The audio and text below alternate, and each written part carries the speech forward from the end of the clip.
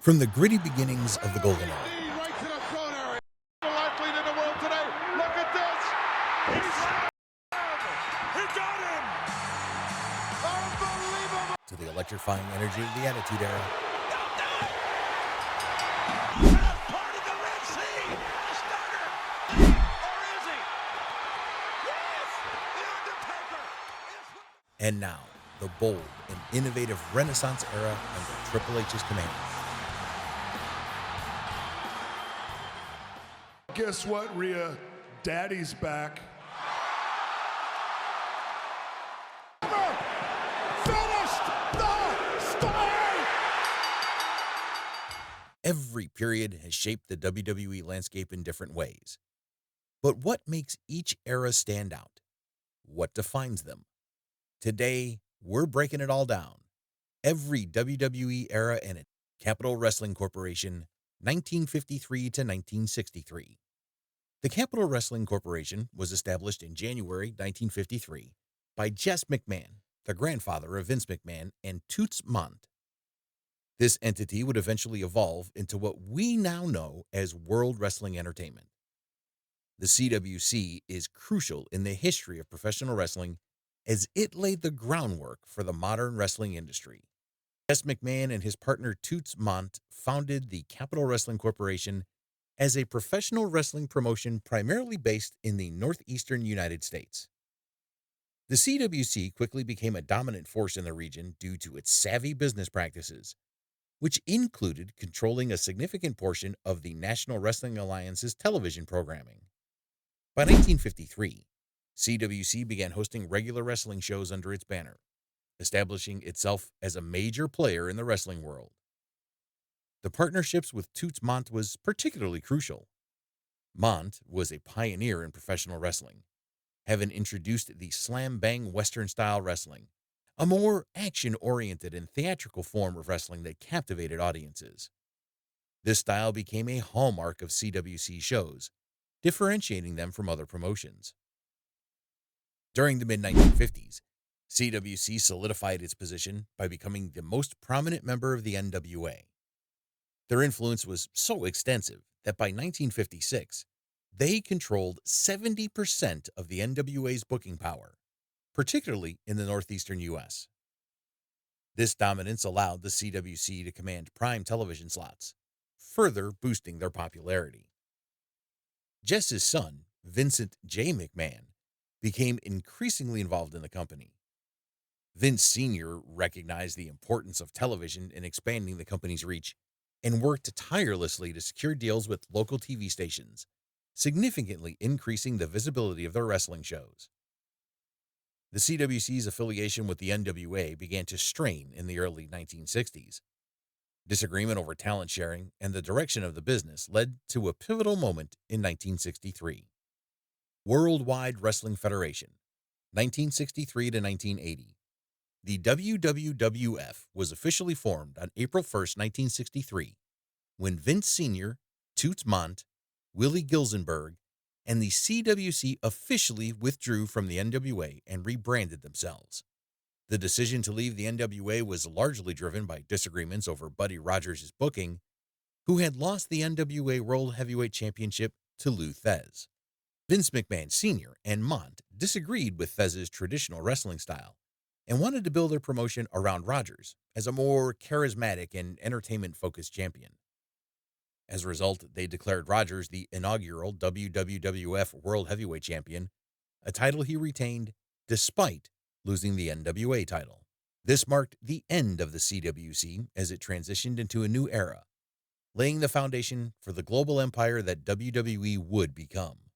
The transition from CWC to WWWF was a significant turning point in professional wrestling, as it allowed Vince McMahon Sr. to take control of the northeastern wrestling scene, leading to further expansion and innovation within the industry. On May 17, 1963, Bruno Sammartino defeated Buddy Rogers in Madison Square Garden to win the WWWF World Heavyweight Championship. The match was famously short, lasting just 48 seconds. Sammartino applied his signature bear hug and backbreaker, overwhelming Rogers, who later claimed he had suffered a heart attack before the match. The victory marked the beginning of Sammartino's first reign as champion. This record-setting title reign would last for nearly 8 years, and that cemented Sammartino as the face of the promotion. 60 years later, this remains the longest title reign in WWE history. Bruno Sammartino's dominance as the champion was characterized by his immense popularity, particularly among the northeastern United States ethnic communities, including Italian Americans. Sammartino defended the title across the WWF's territory, drawing large crowds to arenas like Madison Square Garden. His clean, powerful wrestling style and everyman persona resonated deeply with fans. He successfully defended his title against a who's who of wrestling's toughest competitors, including Gorilla Monsoon, Killer Kowalski, and The Sheik. In the words of Sammartino himself, "I wasn't the most colorful wrestler, but I had something the fans could relate to. I was like them, a hard worker trying to get ahead, and they respected that." On January 18th, 1971, after nearly 8 years as champion, Sammartino lost the title to Ivan Koloff, shocking the wrestling world. The crowd at Madison Square Garden fell silent, unable to believe their hero had been defeated. Koloff's victory was brief, as he lost the title to Pedro Morales shortly afterwards. Sammartino, however, wasn't done with the championship, and he regained it on December 10th, 1973, defeating Stan Stasiak. This second reign lasted nearly 4 years, and on April 30th, 1977, Sammartino lost to superstar Billy Graham. By the late 70s, the WWF began a slow rebranding process under Vince McMahon Jr., who took over from his father. The company was renamed the World Wrestling Federation in 1979, reflecting Vince Jr.'s ambitions to expand the promotion nationally. During this transitional period, Sammartino continued to be a major draw, though he began to reduce his in-ring schedule. His influence and legacy, however, remained foundational to the WWF's growing success. Bruno Sammartino's contributions during the WWF era laid the groundwork for what would eventually become the global juggernaut known as WWE. Golden Age of Wrestling, 1980 to 1993. In 1982, Vince McMahon Jr. acquired the WWF from his father, Vince Sr. Breaking away from the traditional territorial system that dominated professional wrestling, Vince Jr. aimed to create a single, nationwide promotion. He began by aggressively expanding into other territories, something his father had avoided due to a long-standing gentleman's agreement among promoters. Vince Jr.'s vision included recruiting talent from rival promotions and utilizing cable television, a burgeoning medium, to broadcast WWF programming across the United States.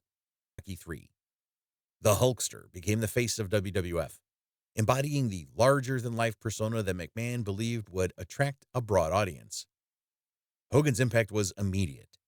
His victory over the Iron Sheik in January 1984 to capture the WWF Championship officially marked the beginning of the Hulkamania phenomenon.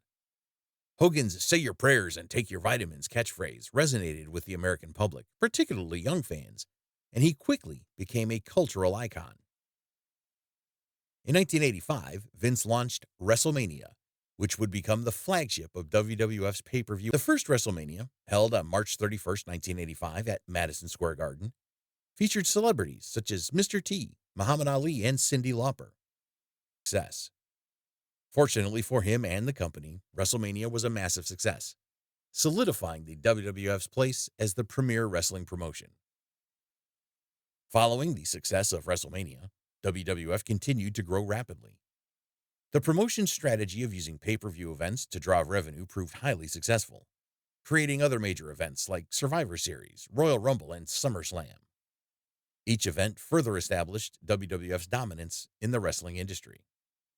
WrestleMania III, held in 1987 at the Pontiac Silverdome, drew a record-breaking crowd of 93,000 fans, proof of the growing popularity of the WWF.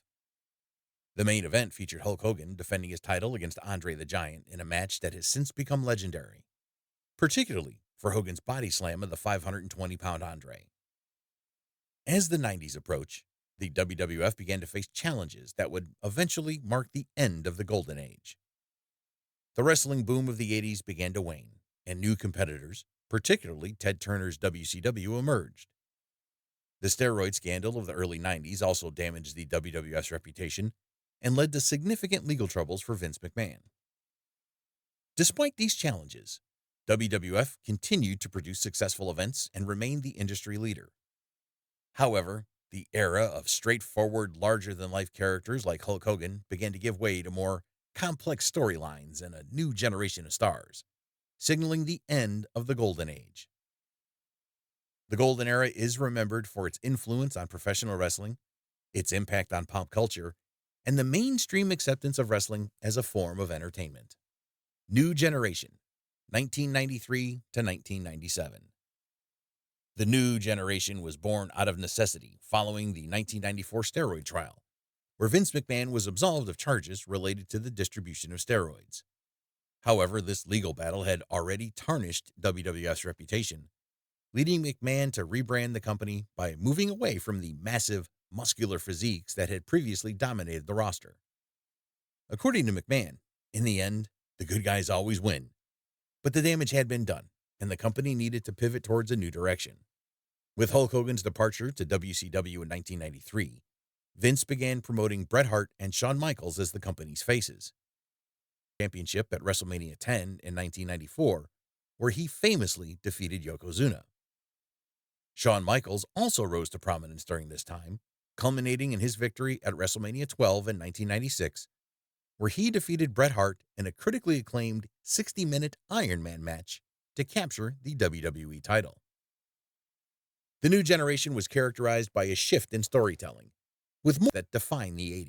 The program allowed for more dynamic and storyline-driven content, a departure from the past's more static and character-driven shows. Faced increased competition during this era from WCW, which launched its Monday night show, Nitro, in 1995. The Monday Night Wars began, with WCW gaining an edge thanks to former WWF stars like Hulk Hogan, Kevin Nash, and Scott Hall joining their ranks. This competition forced WWF to innovate, putting their company under significant pressure as WCW began to dominate the ratings.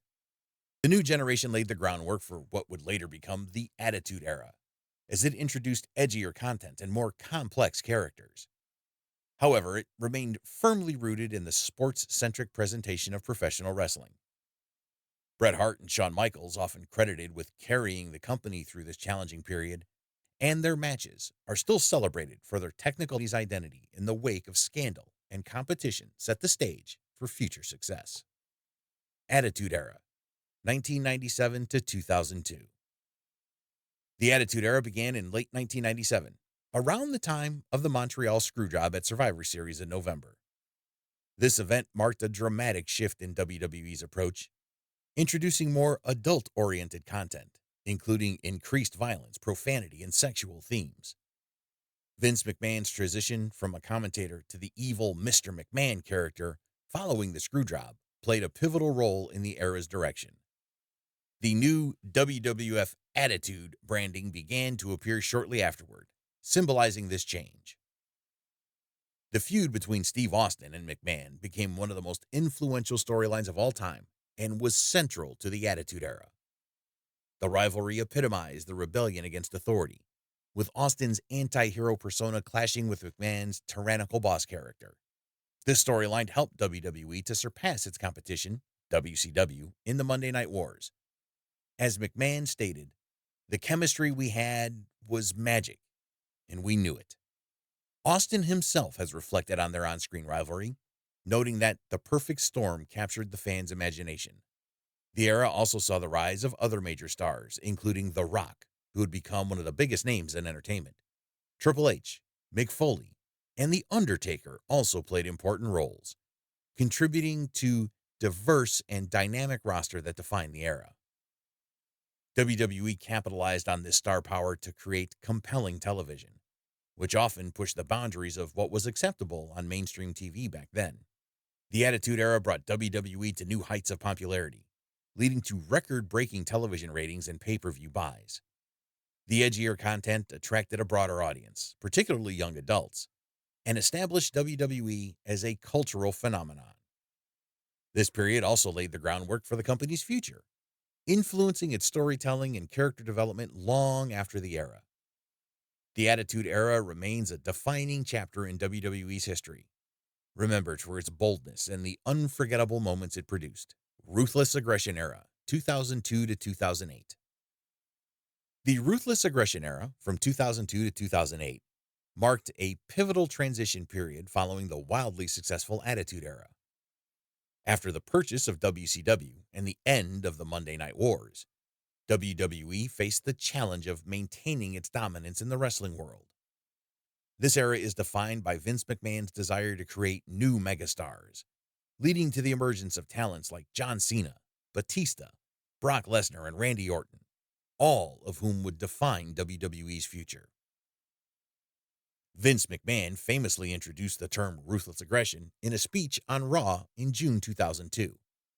In it, he challenged the WWE roster to show the same aggressive drive that had fueled the Attitude Era. This speech is often credited with kicking off this new era.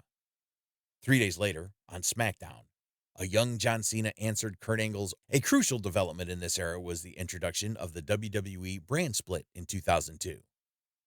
WWE divided its roster into two separate entities, Raw and SmackDown. This move allowed more wrestlers to shine, creating a competitive environment within WWE itself. SmackDown, under the creative direction of Paul Heyman, became particularly notable for its focus on in-ring work and elevating new stars like Brock Lesnar and Eddie Guerrero.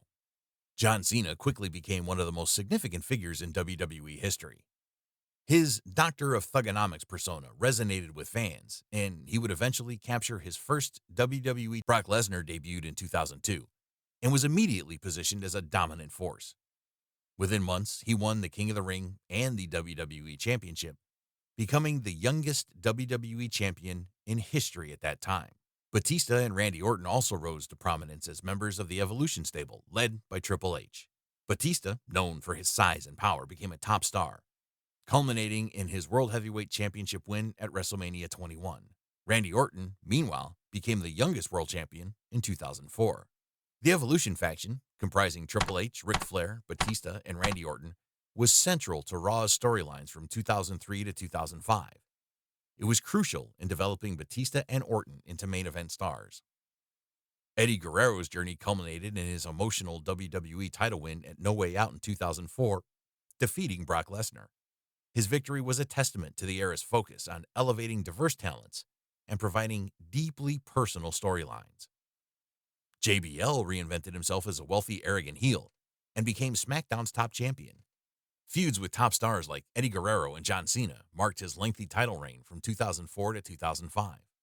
The Ruthless Aggression Era also marked a tonal shift from the overtly edgy content of the Attitude Era to more wrestling-focused programming, along with continued mature themes. WWE began experimenting with different types of content, including reality TV elements such as Tough Enough and the WWE Diva Search.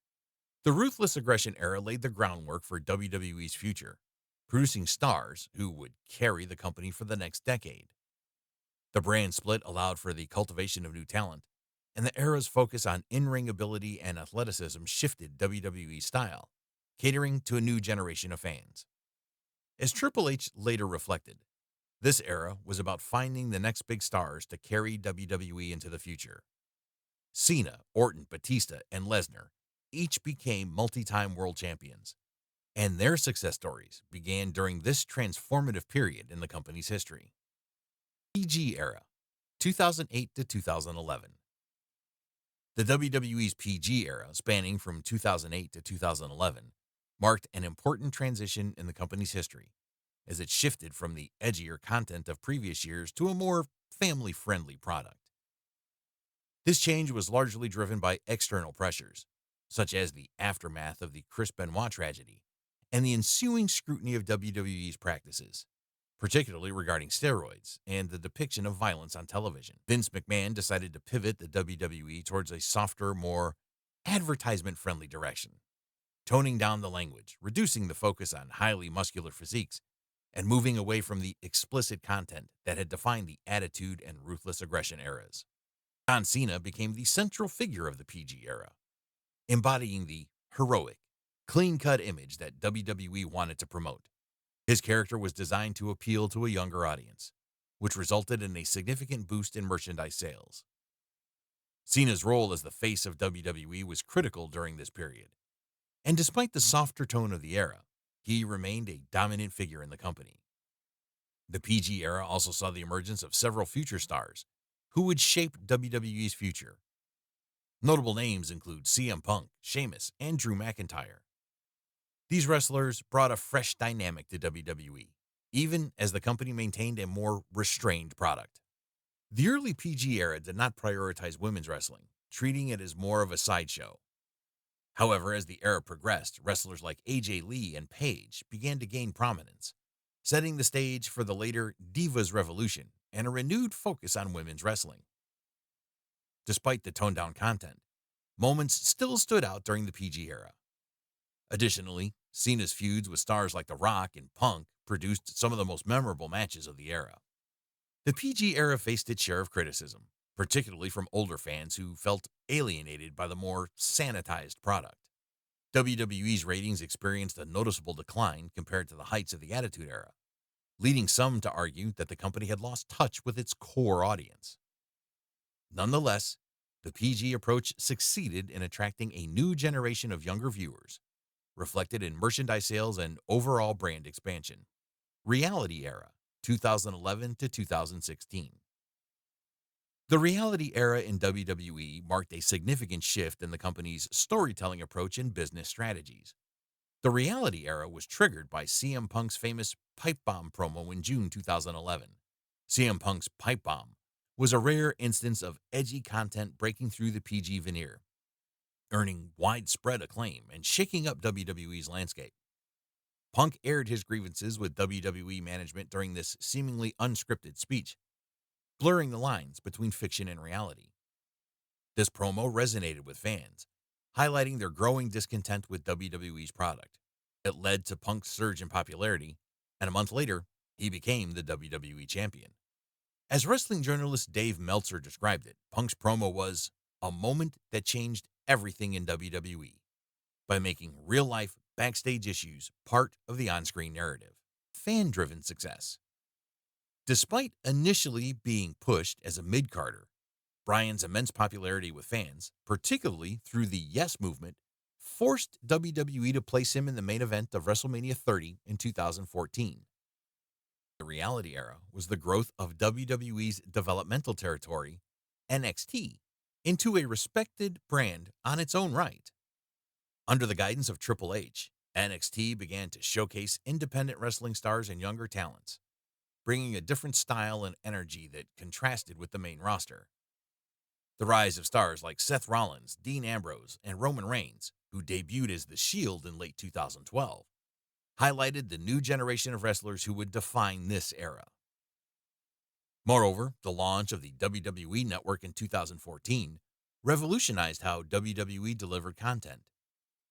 The network allowed WWE to provide a vast library of past events, original programming, and live pay-per-views, all for a monthly subscription fee. This move towards digital distribution was a game changer, offering fans unprecedented access to WWE content and shifting the company's revenue model away from traditional pay-per-view sales. The reality era also saw the controversial end of The Undertaker's WrestleMania streak at WrestleMania 30 when Brock Lesnar defeated him, a decision that shocked the wrestling world. Additionally, this era experienced the rise of Roman Reigns as WWE's next top star, though his heavily scripted babyface character received mixed reactions from fans. The era closed with WWE beginning to move toward a stronger focus on in-ring work and a lesser emphasis on the over-the-top characters that had defined previous eras. New era, 2016 to 2020. WWE's new era was characterized by several shifts and developments that aimed to revitalize the product and adapt to changing audience expectations. The new era marked the ascension of several key talents to the main event scene. AJ Styles debuted in WWE in January 2016 and quickly became a top star, winning the WWE Championship later that year. Roman Reigns continued his push as the face of the company, often headlining major events including multiple WrestleManias. Seth Rollins and Kevin Owens also solidified their status as top performers. Owens captured the Universal title in 2016 and engaged in a memorable feud with Chris Jericho, culminating in their match at WrestleMania 33. Women's division saw a significant boost during this era, with WWE pushing for more athletic and competitive women's matches.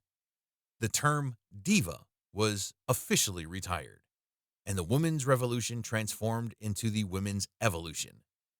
This period saw historic moments, such as the first ever women's Hell in a Cell match between Sasha Banks and Charlotte Flair, and the first women's Royal Rumble match in 2018. NXT played a crucial role in shaping the new era. Stars like Finn Balor, Shinsuke Nakamura, Sami Zayn, and Bayley were promoted to the main roster, bringing a new style of wrestling that was more focused on in-ring performance. Triple H's leadership of NXT turned it into a breeding ground for the next generation of WWE superstars. The new era also saw the return of several part-time legends, most notably Goldberg of reality-based angles. Rivalries like John Cena versus AJ Styles, The Miz versus Daniel Bryan, and Roman Reigns versus Braun Strowman highlighted the period, blending traditional wrestling storytelling with contemporary narratives. A prominent wrestling journalist, Dave Meltzer, noted that the new era's focus on wrestling quality, particularly on SmackDown, was a positive step. He mentioned that the brand split allowed talents who might have been overlooked to rise to prominence. Thunderdome Era, 2020 to 2021. The Thunderdome Era was a unique and transformative period in professional wrestling, shaped by the challenges of the COVID-19 pandemic.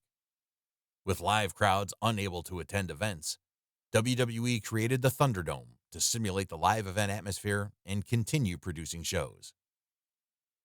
WWE introduced the Thunderdome on August 21, 2020, as a high-tech solution to the absence of live audiences. This virtual fan experience featured nearly 1,000 LED boards, displaying live feeds of fans from their homes. The production was enhanced with drones, lasers, and pyrotechnics, bringing a sense of grandeur to the empty arenas. WWE partnered with the Famous Group, a fan experience company, to create this immersive environment. The Thunderdome initially launched at the Amway Center in Orlando, Florida, before moving to Tropicana Field in St. Petersburg and later the Yuengling Center in Tampa. These venues hosted WWE's flagship shows, including Raw and SmackDown, and premium live events like SummerSlam 2020 and WrestleMania 37. The Thunderdome era allowed WWE to take risks with storytelling, leading to interesting character developments. One of the most notable was Roman Reigns' heel turn at SummerSlam 2020, where he returned as the Tribal Chief. Reigns has credited this period with solidifying his character and establishing himself as the top star of WWE. He stated that his legacy from the Thunderdome is undeniable, highlighting his ability to captivate audiences without a live crowd. As the pandemic improved, WWE prepared to return to live events with audiences. The last Thunderdome show aired on July 9, 2021, marking the end of this era. The first live event with a full audience occurred on July 16, 2021, on SmackDown in Houston, Texas, officially ending the Thunderdome era. The Thunderdome era will be remembered as a time of innovation and adaptation for WWE, during which the company not only survived, but also found new ways to thrive in the face of unprecedented challenges. Renassaince Era, Triple H Era, 2022 to present. The Triple H era or Renaissance era of WWE, beginning in mid-2022, represents a significant shift in the company's creative direction following the retirement of Vince McMahon. Triple H, whose real name is Paul Levesque, assumed control of WWE's creative team, bringing his vision to the forefront. This period has been marked by numerous changes, including the rehiring of previously released talent, an emphasis on in-ring action, and a focus on long-term storytelling. Triple H officially took control of WWE's creative operations in July 2022 after Vince McMahon retired amid a scandal. One of the most notable changes under Triple H's leadership is the emphasis on wrestling over scripted promos and segments. There's a clear intent to make matches feel more organic, with a reduced reliance on overly scripted material. This approach has been well received by fans, with many noting that it brings a more authentic feel to the product. Triple H rehired several wrestlers who were let go during Vince McMahon's tenure, such as Bray Wyatt, Braun Strowman, Karrion Kross, Scarlett, Chelsea Green, Bronson Reed, and Mia Yim, also known as Michin. This move was part of a broader strategy to restore WWE's roster depth and bring back fan-favorite characters who had been integral during the NXT Black and Gold days. With Triple H at the helm, the transition for NXT stars to the main roster has been smoother. He's emphasized maintaining the character and story arcs of wrestlers from NXT, ensuring that their transition to Raw and SmackDown is seamless without the drastic changes that were common under Vince. For instance, talent like Dakota Kai and Io Sky were brought back and quickly integrated into major storylines, forming Damage Control with Bayley. Triple H has taken a more hands-off approach to creative decisions, allowing wrestlers more input into their characters and promos. This shift enhances the authenticity of WWE's product by allowing performers to inject more of their personalities into their on-screen personas. Wrestlers like Roman Reigns and Sami Zayn have thrived under this system, with Reigns experiencing a dominant run as the undisputed WWE Universal Champion that lasted nearly 4 years. New stars have also shattered the glass ceiling during this period, one of them being the United States Champion, LA Knight. One of the most noticeable aspects of the current WWE product is that, similarly to the iconic Attitude Era, everyone is over. This means everyone evokes major crowd reactions. Instead of having one or two wrestlers completely outshine everyone else, there are multiple key players on the roster. Triple H has drawn parallels between the current era and the late 90s. He believes that the current product, with its blend of high-profile celebrity involvement and wrestling-focused content, generates a cultural impact to the Attitude Era. This comparison reflects his ambition to elevate WWE in both terms of mainstream relevance and fan engagement. SummerSlam 2022 was the first major PLE under Triple H's leadership. It set the tone for the new direction, with more wrestling-centric storytelling and surprise returns, such as Bayley's comeback alongside new allies Dakota Kai and Io Sky. WrestleMania 39 in 2023 was Triple H's first WrestleMania as head of creative and was a major success, showcasing his long-term storytelling philosophy. The event featured highly anticipated matches like Roman Reigns versus Cody Rhodes for the Universal title, which continued Roman's historic title reign and underscored the importance of well-built, long-term feuds. The reception to the Triple H era has been largely positive. Fans have praised WWE's return to a more wrestling-focused product, rehiring popular stars, and improved storytelling. There is general optimism about WWE's future, with many believing that Triple H's leadership will lead to a new golden age for the company. Triple H's approach has also been validated by increased ratings and improved fan engagement, especially among hardcore wrestling fans who appreciate the shift towards a more competitive in-ring product. The Renassaince era is still unfolding, with Triple H's vision continuing to shape WWE's future, and so far, that future seems very bright. And there you have it. Every WWE era, each a chapter in a story that's been unfolding for over 6 decades. From the pioneers who built the foundation to the superstars who continue to push the boundaries today, WWE continues to adapt, innovate, and captivate. If you made it to the end of this video, please hit that like button to show your support for our channel and subscribe so you don't miss the next one. Don't forget to share your favorite era in the comments. If you enjoyed this video, check out the wildest moments in WWE history. See you soon.